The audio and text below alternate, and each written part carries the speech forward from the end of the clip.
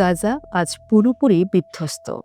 শীর্ষ নেতারা একে একে হত্যাকাণ্ডের শিকার হয়েছেন, আর সামরিক শক্তিও মারাত্মকভাবে ক্ষতিগ্রস্ত। চারপাশের এই ভয়াবহ পরিস্থিতি দেখে অনেকেই মনে করছেন শেষ হয়ে গেছে হামাস। কিন্তু ইসরায়েল ও পশ্চিমা বিশ্ব প্রকাশ্যে হামাসের অবসান ঘোষণা করলেও পর্দার আড়ালে ঠিকই তাদের প্রতিটি পদক্ষেপে তটস্থ থাকে। একটি সশস্ত্র সংগঠন বা সরকারকে ধ্বংস করা এক জিনিস, আর একটি রাজনৈতিক ও সামাজিক আন্দোলনকে চিরতরে মুছে ফেলা কি অতটাই সহজ? ধ্বংসস্তূপের নিচ থেকে হামাসকে তবে অন্য কোনো ভয়ঙ্কর বা নতুন রূপ নিয়ে ফিরে আসছে?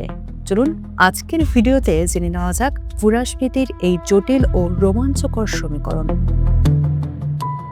নিঃসন্দেহে গাজার বর্তমান পরিস্থিতি অত্যন্ত শোচনীয়। সাধারণ মানুষের ক্ষোভ আর ক্লান্তি এখন চরমে, আর সামরিক দিক থেকেও হামাস তাদের মতো শক্তিশালী নেই। তবে এখান থেকেই সবচেয়ে বড় ভুল সিদ্ধান্তটি আসে। সামরিক বা প্রশাসনিক একটি পরাভব মানেই ফিলিস্তিনের মাটি থেকে একটি দীর্ঘমেয়াদী রাজনৈতিক আন্দোলনের সম্পূর্ণ বিলুপ্তি নয়। গাজার শাসন ক্ষমতা হয়তো হাতবদল হয়েছে বা সীমিত হয়ে পড়েছে, কিন্তু ফিলিস্তিনের রাজনীতি বা যুদ্ধবিরতি ও বন্দি বিনিময়ের মতো যে কোনো বড় টেবিলে হামাস আজও একটি অনিবার্য শক্তি।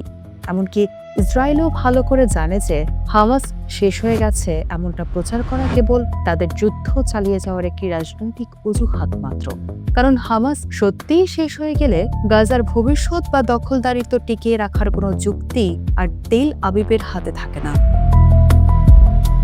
অনেকে মনে করেন গাজাবাসীর বর্তমান চরম ক্ষোভ বা দুর্দশার জন্য কেবল হামাস দায়ী, এবং তারা বুঝি এই আন্দোলনকে পুরোপুরি প্রত্যাখ্যান করেছেন। কিন্তু বাস্তব চিত্রটি আরও অনেক বেশি জটিল।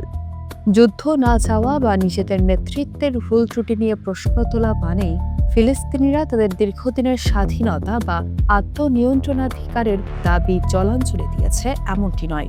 নিজের দেশের নেতৃত্বের সমালোচনার সঙ্গে দশকের পর দশক ধরে চলা জাতীয় মুক্তির সংগ্রামের বিরোধিতাকে এক করে দেখাটা বোকামি হবে। হামাস কেবল গাজার একটি সরকার বা প্রশাসন নয়, এটি একটি সুদীর্ঘ সামাজিক, ধর্মীয় ও রাজনৈতিক নেটওয়ার্ক।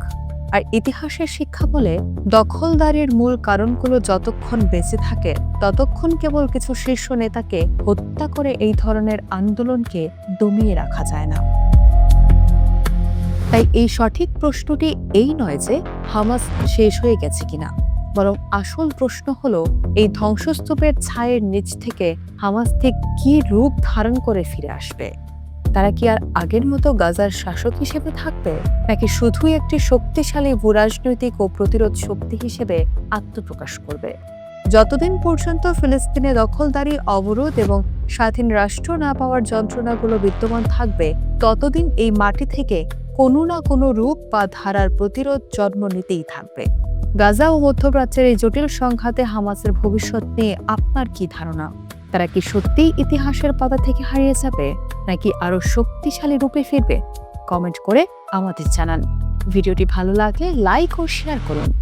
আন্তর্জাতিক রাজনীতি ও মধ্যপ্রাচ্যের এমন সব এক্সক্লুসিভ বিশ্লেষণ সবার আগে পেতে আমাদের চ্যানেলটি সাবস্ক্রাইব করে সাথেই থাকুন।